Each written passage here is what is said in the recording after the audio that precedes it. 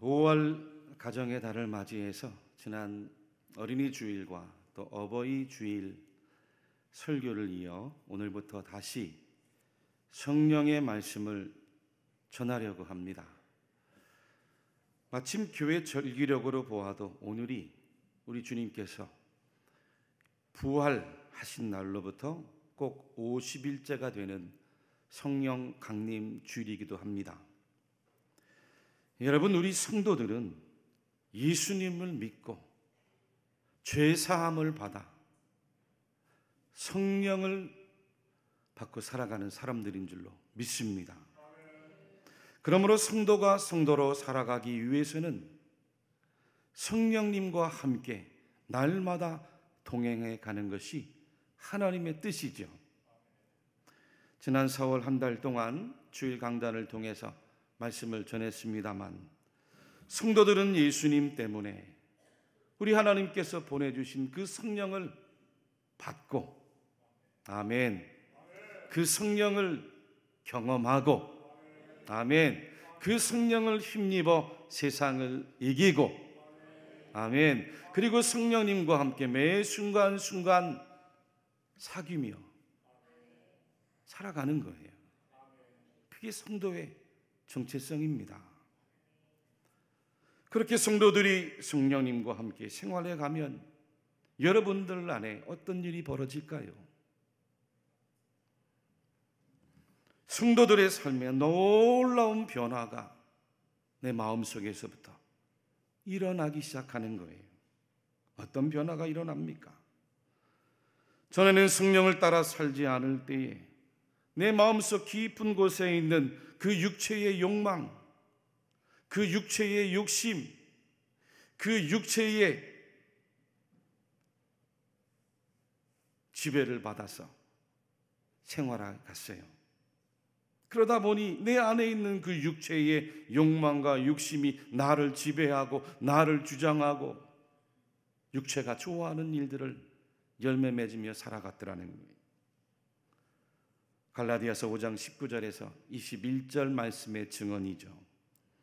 육체의 일은 분명하니 곧 음행과 더러운 것과 호색과 우상 숭배와 주술과 원수 맺는 것과 분쟁과 시기와 분냄과 당 짓는 것과 분열함과 이단과 투기와 술 취함과 방탕함과 또 그와 같은 것들이라.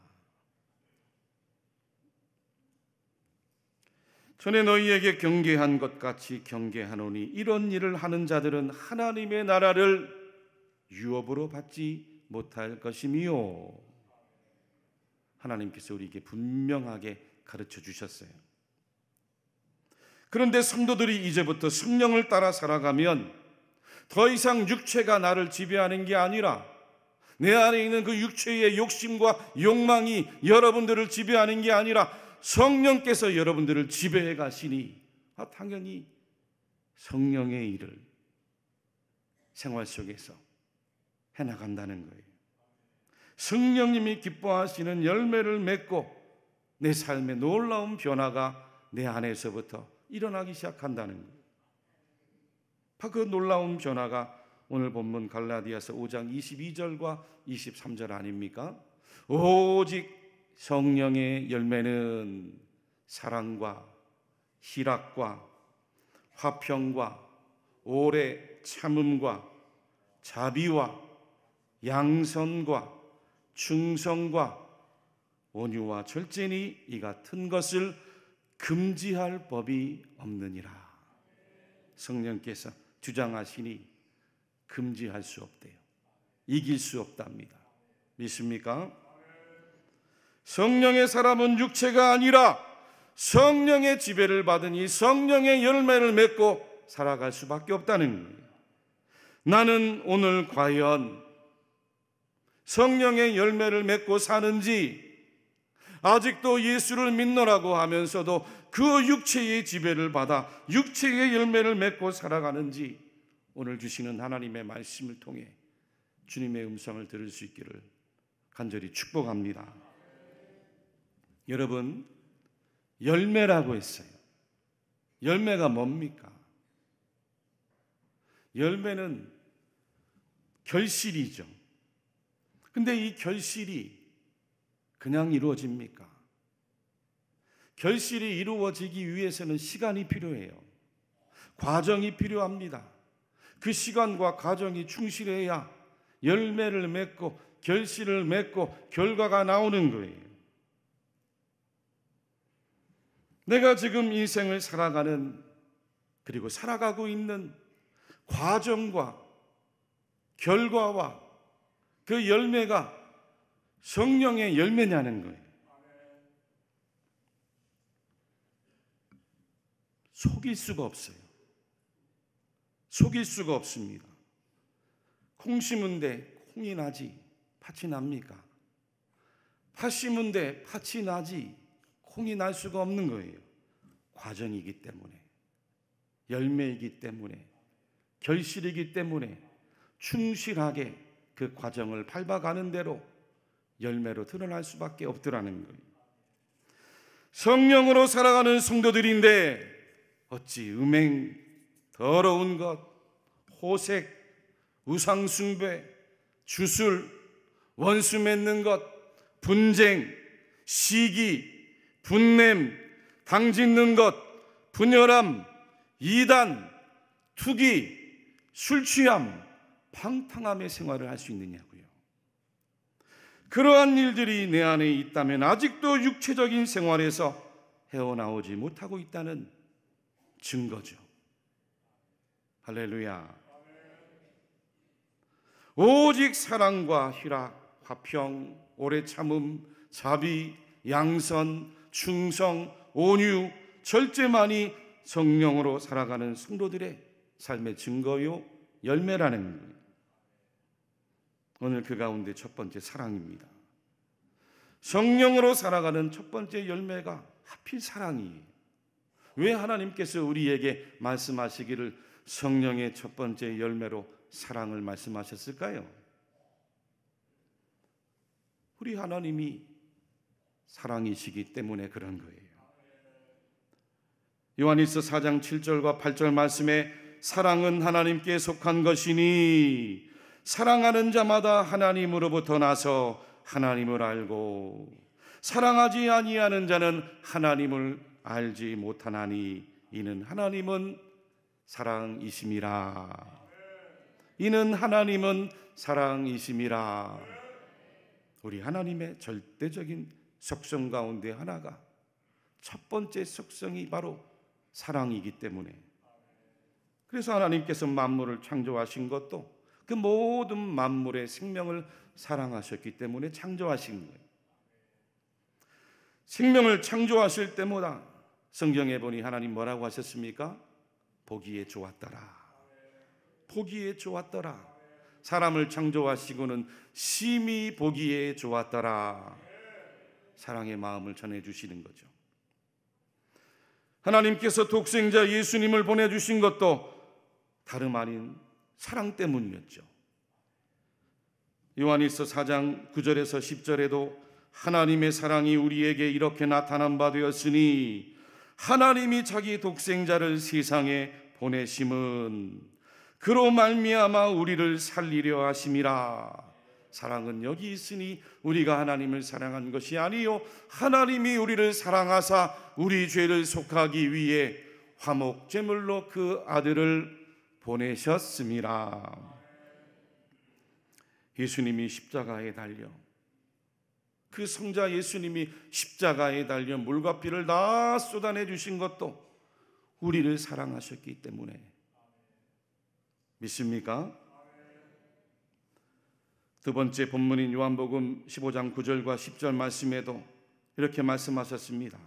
아버지께서 나를 사랑하신 것 같이 나도 너희를 사랑하였으니 나의 사랑 안에 거하라.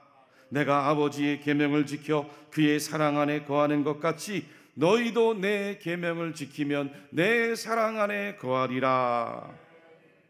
하나님께서 예수님을 이 땅에 보내주시고 그 무서운 죄로부터 저와 여러분들을 건지시고 구원해 주신 이유가 하나님이 우리를 사랑하고 예수님이 우리를 사랑하고 우리도 하나님을 사랑하여 하나님의 사랑 안에 함께 사귀게 하시도록 성령님을 보내주신 줄로 믿으시기를 바랍니다. 사랑하시기 때문이에요. 그러므로 성령님이 우리 안에 살아가시면 그 증거로 나타나는 첫 번째 열매가 사랑일 수밖에 없는 거예요. 사랑을 건너뛰고 그 다음에 희락을, 화평을 말할 수가 없어요. 성령을 받았다고 하면서 내 안에 사랑의 열매가 샘솟듯 나의 생활을 통해 나타나지 않는다면 거짓이죠. 거짓이에요. 속일 수가 없어요. 열매로 보면 알 수가 있는 거예요. 요즘 인터넷이 참 문제입니다.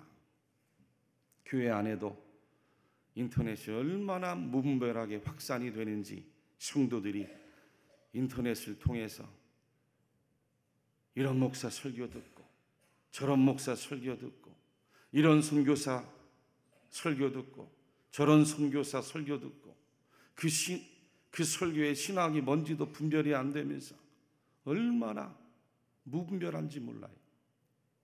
참 심각합니다.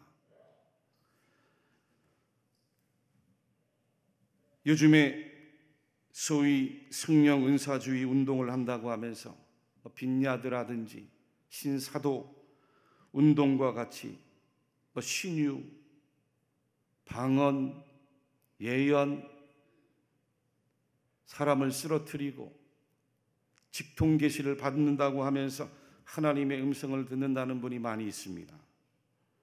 여러분, 문제가 뭔지 아십니까? 그것은 오늘날만의 이야기가 아닙니다. 과거 초대교회 때부터도 있었습니다.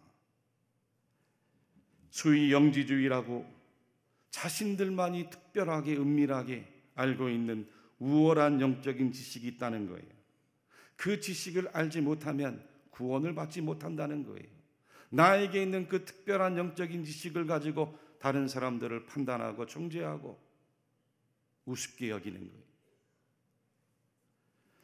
제가 담임 목회로 내려와 얼마 안 되었을 때입니다. 어느 성도님이 목양실에 들어오셔서 상담을 하신 일이 있는데 우리 교회 안에 자칭 모세로 여호수아로 선지자같이 있는 분이 계신데 이분이 기도하고 예언한다고 하면서 누구누구를 사귀면 안 되고 어디에 가면 안 되고 자기의 말만 들어야 된다는 거예요. 그러면서 자기 말을 듣지 않으면 저주를 한다는 거예요. 지금도 그런 분이 있습니까? 교회 안에서 성도들 사이를 나누고 교회의 주님의 몸을 찢으며 은밀하게 하나님이 나에게 말씀하셨다고 내 편이 되지 않으면 안 좋은 일이 생기고 나쁜 일을 당할 거라고 협박하면서 자기 세력을 만들고 자기 편을 만드는 이런 위험한 분이 있습니까? 여러분, 그러한 행위들이 성령님의 열매와 무슨 관련이 있습니까? 여러분, 그러한 행위가 성령이 임하면 열매를 맺는 하나님의 사랑과 무슨 연관이 있어요? 넘어지고 자빠지고 예언하고 방언하고 그래서 뭐 하자는 거예요?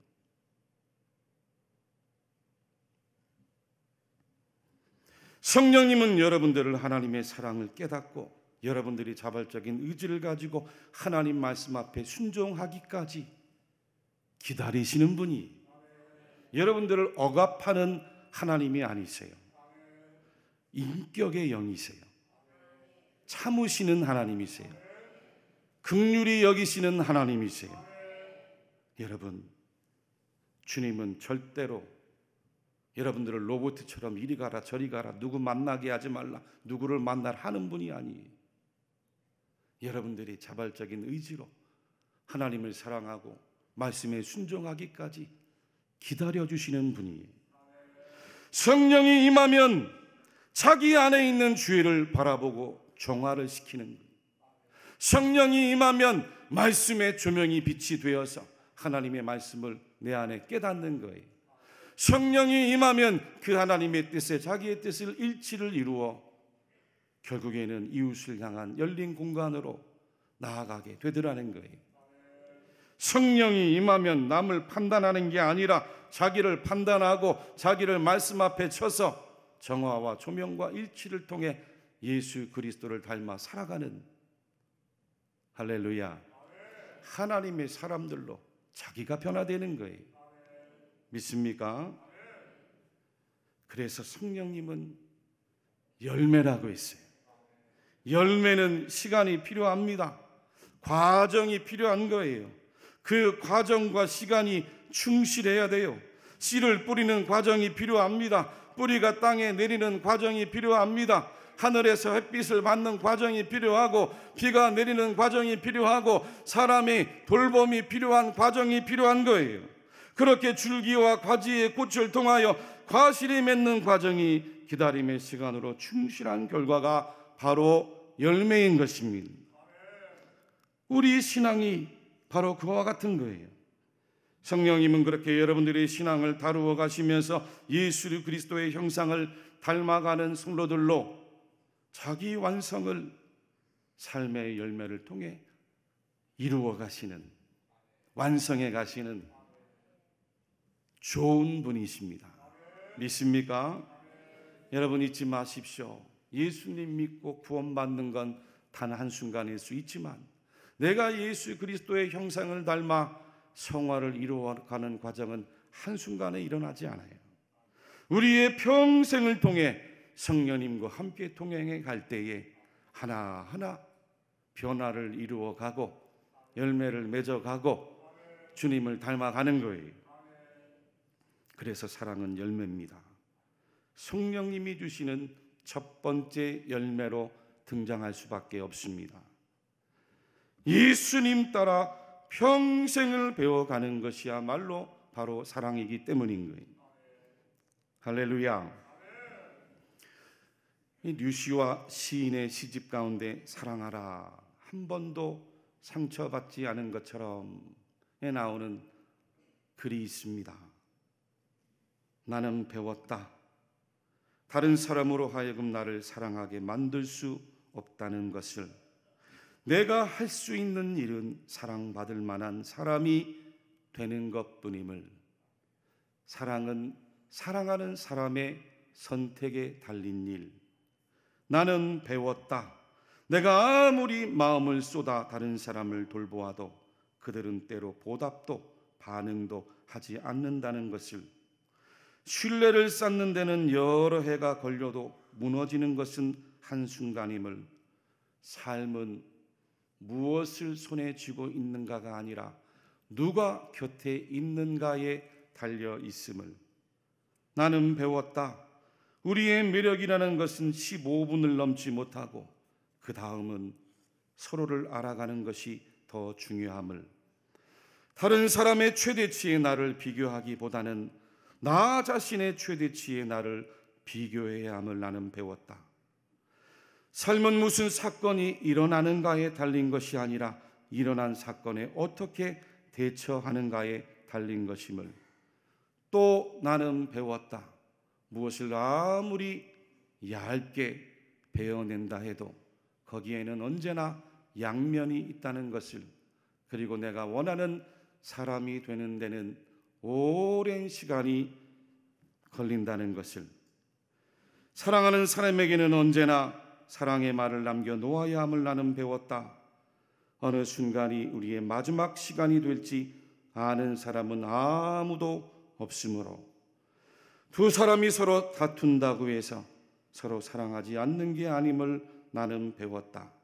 그리고 두 사람이 서로 다투지 않는다고 해서 서로 사랑하는 게 아니라는 것도. 두 사람이 한 가지 사물을 바라보면서도 보는 것은 완전히 다를 수 있음을 나는 배웠다. 나에게도 분노할 권리는 있으나 타인에 대해 몰인정하고 잔인하게 대할 권리는 없음을. 내가 바라는 방식대로 나를 사랑해 주지 않는다 해서 내 전부를 다해 사랑하지 않아도 좋다는 것이 아님을. 그리고 나는 배웠다. 아무리 내 마음이 아프다 하더라도 이 세상은 내 슬픔 때문에 운행을 중단하지 않는다는 것을, 타인의 마음에 상처를 주지 않는 것과 내가 믿는 것을 위해 내 입장을 분명히 하는 것, 이 두 가지를 엄격하게 구분하는 일이 얼마나 어려운가를 나는 배웠다. 사랑하는 것과 사랑받는 것을. 할렐루야. 여러분, 사랑이 이렇게 어려운 겁니다. 사랑이 쉬운 게 아니에요. 그래서 우리는 예수님 때문에 날마다 성령님의 인도를 받아 그 하나님의 오묘한 사랑을 배워가는 사람들이, 성령께서 열매를 주셔야 되는 거예요. 이 글은 평생을 사막의 성자로, 고독의 성자로 나사렛 예수님을 그 누구보다 다 사랑하여 가난한 사람들을 위해 일평생 헌신했던 19세기 프랑스의 은수자 샤를르 드 부코라는 분이 나는 배웠다. I've learned 라는 시입니다. 여러분, 우리는 원래 서로를 사랑할 수 없는 사람들이었어요. 우리 모두는 동생 아벨을 죽였던 그 가인의 본성이 지금도 남아있는 사람들이에요. 예수님 때문에, 예수 그리스도의 십자가 때문에, 예수님이 십자가에 흘린 물과 그 피 때문에, 예수님의 희생과 그 사랑 때문에 하나님의 은혜를 값없이 받은 자에 불과할 뿐인 것입니다. 그래서 우리는 평생에 걸쳐 성령님의 이끌림을 따라 예수 그리스도의 사랑을 배우고 또 배우고 또 배우고 열매 맺는 길로 나가야 함을 절대로 잊지 마시기를 축복합니다. 예수님께서 말씀하셨어요. 너희가 열매를 많이 맺으면 내 아버지께서 영광을 받으실 것이요, 그제야 비로소 너희는 나의 제자가 되리라. 또 내 이웃을 사랑하고 내 원수를 미워하라 하였다는 것을 너희가 들었으나 나는 너희에게 이르노니 너희 원수를 사랑하며 너희를 박해하는 자를 위하여 기도하라.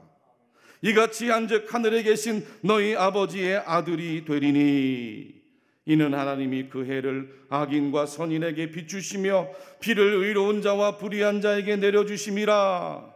너희가 너희를 사랑하는 자를 사랑하면 무슨 상이 있으리요? 세리도 이같이 아니하느냐?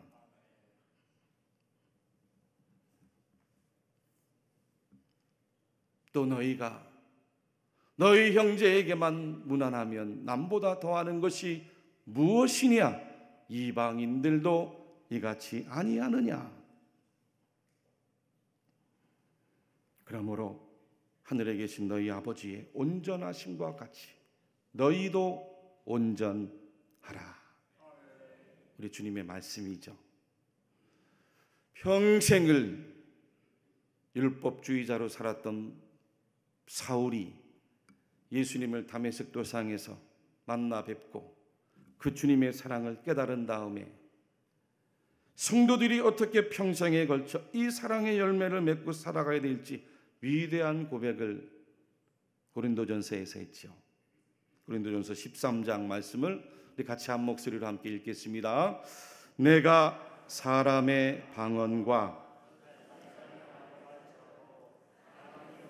소리나는 구리와 울리는 꽹과리가 되고 내가 예언하는 능력이 있어 모든 비밀과 모든 지식을 알고 또 산을 옮길 만한 모든 믿음이 있을지라도 사랑이 없으면 내가 아무것도 아니요 내가 내게 있는 모든 것으로 구제하고 또 내 몸을 불사르게 내줄지라도 사랑이 없으면 내게 아무 유익이 없느니라. 사랑은 오래 참고 사랑은 온유하며 시기하지 아니하며 사랑은 자랑하지 아니하며 교만하지 아니하며 무례히 행하지 아니하며 자기 유익을 구하지 아니하며 성내지 아니하며 악한 것을 생각하지 아니하며 불의를 기뻐하지 아니하며 진리와 함께 기뻐하고 모든 것을 참으며 모든 것을 믿으며 모든 것을 버리며 모든 것을 견디느니라. 사랑은 언제까지나 떨어지지 아니하되 예언도 패하고 방언도 패하고. 마지막 13절, 그런즉 믿음, 소망, 사랑, 이 세 가지는 항상 있을 것인데 그 중에 제일은 사랑이라. 우리에게 고백록으로 잘 알려져 있는 아우구스티누스가 그리스도인인지 아닌지를 분별하는 유일한 표징은 사랑이다. 사랑만이 하나님의 자녀와 마귀의 자녀를 구별한다. 라브리 공동체를 설립한 프란시스 쉐이퍼 목사님도 사랑이야말로 예수 그리스도의 참된 제자됨의 배지다 라고 이야기했습니다. 여러분, 우리가 서로를 주 안에서 진심으로 사랑할 때 우리는 비로소 예수님의 제자임을 세상 사람들이 알아봐 준다는 거예요. 여러분들은 과연 오늘 주님 안에서 성령님이 주시는 이 사랑의 첫 번째 열매를 여러분들의 생활 속에서 얼마나 맺고 살아가고 계십니까?